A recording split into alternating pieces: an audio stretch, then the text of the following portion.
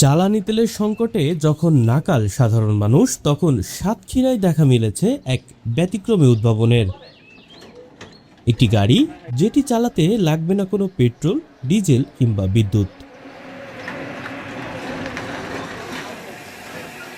সাতক্ষীরার লাভসার শেখ ফারুক হোসেন পুরনো একটি প্রাইভেট কারকে রূপ দিয়েছেন এমন এক যানে, যা তার দাবি অনুযায়ী চলে ডায়নামো ও চুম্বকের শক্তিতে।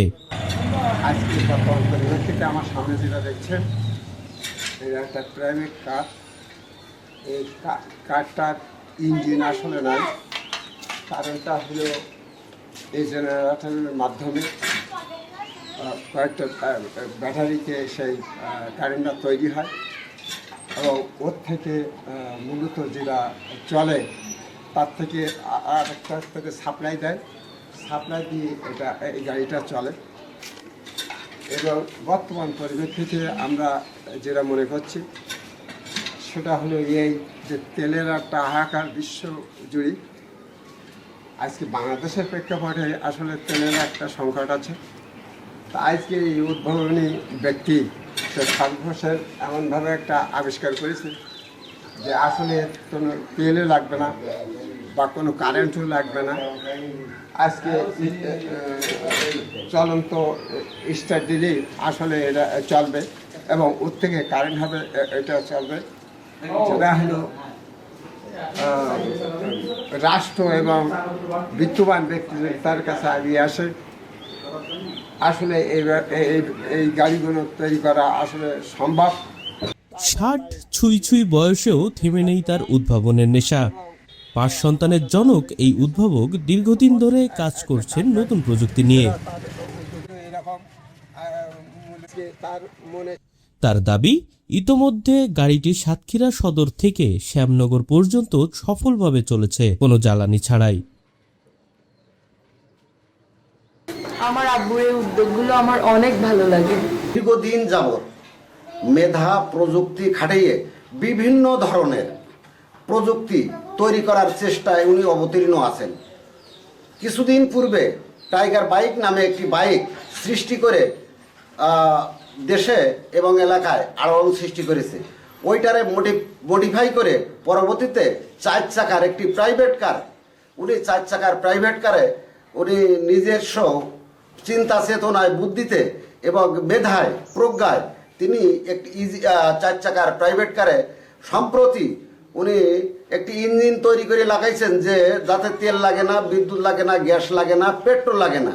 তা ওনার এই প্রযুক্তি, এই গাড়িটি তৈরি করার পরে এই গাড়িটি আমি অবজারভেশনের জন্য আমি গাড়িটি শ্যামনগর নিয়ে গেছিলাম। শ্যামনগর থেকে আমরা ফিরে আইছি। গাড়িটি 70 থেকে 80, 80 থেকে 90 গতিতে ওনার রান করা যাচ্ছে। এখন এই গাড়িটি ওনার তৈরি করার পরে এলাকায় বিভিন্ন মানুষের কৌতূহল এবং উৎসবমুখর পরিবেশ এবং বিভিন্ন মিডিয়া ওনারকে ভিড় জমাচ্ছে। তাই ওনার এই প্রযুক্তিটাকে কাজে লাগানোর জন্য আমি স্থানীয় প্রশাসন এবং সাংবাদিক, সাহিত্যিক, গুণীজন, সুধীজন, সর্বস্তরের মানুষের কাছে আমি উদাত্ত আহ্বান জানাবো এই ফারুক হোসেনের মেধাটাকে কাজে লাগিয়ে যাতে আমরা বাংলাদেশকে স্বনির্ভর বাংলাদেশ, অর্থনৈতিক বাংলাদেশ এবং যাতে আমাদের বাংলাদেশ এগিয়ে যায়, প্রযুক্তি এগিয়ে যায়, ফারুক হোসেনকে কাজে লাগানোর জন্য আমি এই দৃষ্টি আকর্ষণ করছি। চলাচলের সময়ই শক্তি তৈরি করে গাড়িটি, এমনটাই দাবি উদ্ভাবকের। সরকারি সহযোগিতা পেলে এটি বাজারজাত করতে চান তিনি।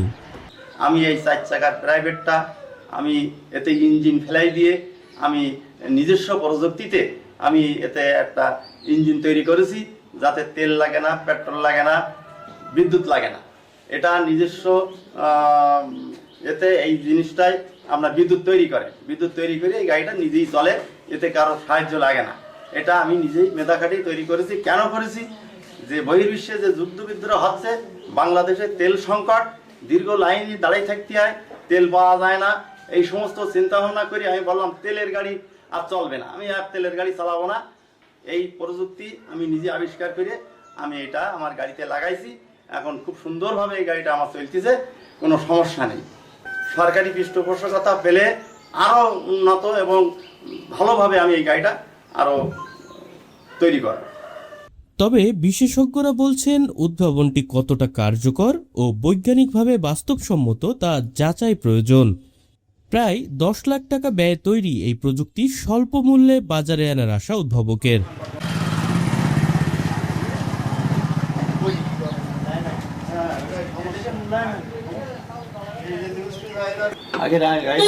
Desk report, channel 24।